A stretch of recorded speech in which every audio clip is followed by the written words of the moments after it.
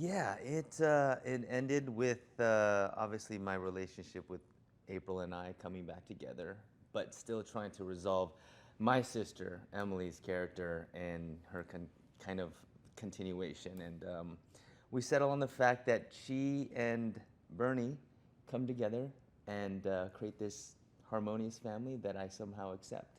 But in the end, the cliffhanger is that April is late, and we're wondering if she is pregnant or not.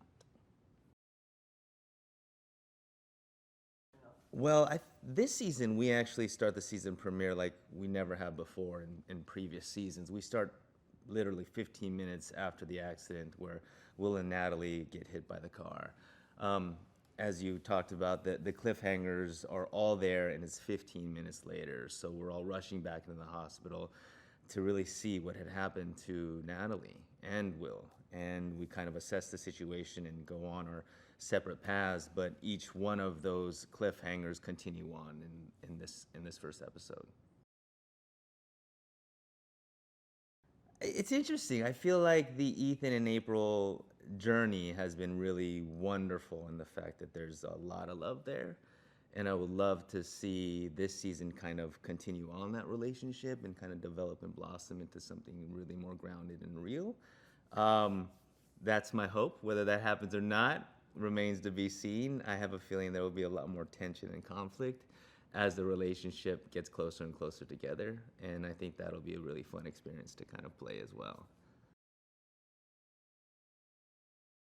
I think for this season, I think we're gonna go a lot bigger. Last season, we kind of kicked it up a notch. We were outside a lot more, and I feel like this season we'll even go further. I feel like the high intensity, high conceptual types of things where everything is done in the ER and we're all kind of together are, I feel like, are our most powerful, and I feel like we should have more of those.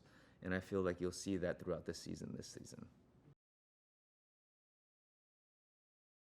Wednesday nights, one night, one family, one Chicago. All three shows. Was I feel one of the most amazing things that happened last season. All of us being on Wednesday nights, we call it, or I call it, binge watch Wednesdays.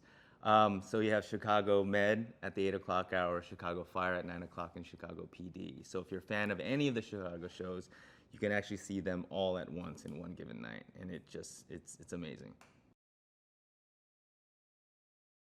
I feel like this binge watching kind of scenario you can actually have in one night, but then also the whole universe kind of colliding together is another entity that I feel that Dick Wolf has created seamlessly. So you can actually binge watch and have a particular universe all in one night.